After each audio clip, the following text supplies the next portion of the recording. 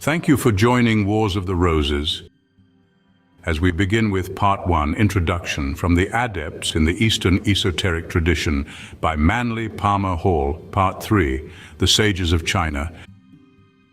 The Adepts in the Eastern Esoteric Tradition by Manly Palmer Hall, Part 3, The Sages of China. This work is a section of a comprehensive survey of the Adept tradition, which will be complete in 15 parts. It is issued in the present form because of the unprecedented rise in the cost of book production. Only in this way can the material be made available to students at a reasonable price. The Sages of China. Introduction. The immense area of China, its vast population and its long cultural history have combined to create a rich and varied tradition. The Middle Kingdom was a world to itself, and although influenced by foreign ideas and doctrines, this interesting and romantic land developed arts and sciences, religions and philosophies, trades and crafts, peculiarly its own. China absorbed racial and cultural systems, and with patient alchemy transmuted all that was not Chinese into that which is forever Chinese. It would be reasonable to assume, therefore, that Great Cathay would not be deficient in those branches of learning by which other nations and peoples had advanced their knowledge of man's internal life. We know that so-called esoteric arts and sciences were known in China from most ancient times. These people had their Kabbalism, astrology, numerology, alchemy, phrenology, spiritism, and demonology.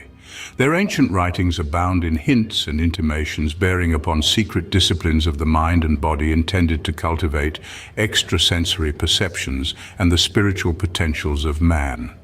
It would be inconceivable that what we call the Adept tradition should not have arisen among them, or that it should have departed in any essential manner from similar teachings found in other parts of the civilized world. Unfortunately, the Chinese language has been a barrier which few Western scholars have been able to penetrate. Such scholars were not, for the most part, sensitive to the mystical overtones of Chinese thinking, and have neglected those works and monuments that deal especially with our subject. In spite of this regrettable circumstance, enough information is available to sustain the basic assumption that the Chinese did believe in the reality of certain superior human beings who had perfected human nature by knowledge of divine arts. These beings were able to communicate with the creatures of the heavenly spheres. They could announce coming events, heal the sick, cleanse the leper, and even raise the dead.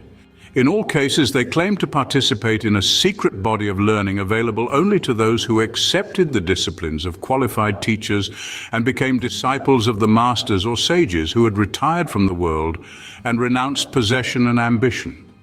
The sages of China, therefore, are substantially identical with the holy men of India, and their instruction followed the rules and practices of the Hindu gurus and other venerated ascetics. In China, as in other regions, an elaborate symbolical structure was gradually unfolded. The lives of the sages were involved in allegories and legends which clearly indicate to the informed the presence of a secret teaching faithfully transmitted from generation to generation. As in other nations, there were many levels and grades of scholars, teachers, and philosophers. So in China, learning was highly diversified.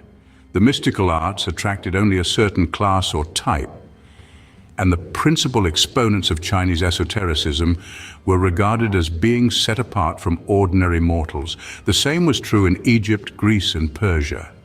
One of the most convincing proofs of the Adept tradition in China is the early rise of secret religious and philosophical societies, resembling the Eleusinian rite of Greece and the Osirian rituals of Egypt.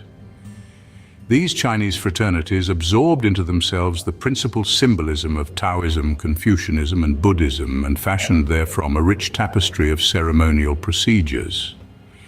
Candidates were initiated, taking their obligations and receiving their instructions in the approved manner of the mystery schools of classical antiquity. The Chinese initiate, like his Western confrere, was dedicated not only to the perfection of his own inner life, but to the improvement of his fellow man, the reformation of society, and the restoration of the Golden Age. Under the names of genii, fairy folk, and other fabulous beings, the Chinese adepts are perpetuated in the annals of the nation. China is rich in mystery plays, spiritual theatricals, metaphysical dramas, and magical pageantries. When foreign influences, which included Buddhist, Christian, Muslim, Persian, and Jewish, came within the sphere of Chinese thought, they were incorporated without serious conflict or dissension. The principal descent of knowledge was in no way threatened or disturbed, and the elaborate mythology of China continued to veil the ancient sciences. Intimate personal contact with things, Chinese results in a complete confirmation of the basic premise. These people did know the mysterious science of sciences, through the mastery of which man can transcend his own mortality and take his place among the immortals. The secret societies of medieval Europe, especially those which rose after the Protestant Reformation, had strong social and political programs. This also is true in China. As early as Confucius, the sages envisioned the perfect human civilization, the philosophic commonwealth.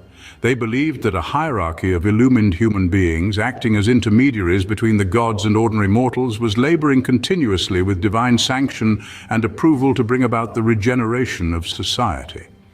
The philosophic schools were microcosms or miniatures of a blessed state which should ultimately be enjoyed by all men.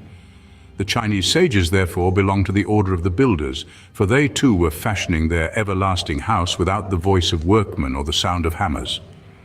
We have attempted to point out some of the more obvious landmarks of this Chinese Freemasonry, this association of sages who met in secret council and who were the uncrowned rulers in the philosophic empire. We sincerely hope that our basic assumption, as stated in this preamble, will be adequately supported by the material which follows. Manly Palmer Hall March, 1957, Los Angeles, California. Thank you for watching, and please don't forget to share, like, subscribe, and comment. And if you can, please consider donating to Wars of the Roses. Links to PayPal and Patreon are in the description. Thank you so very much.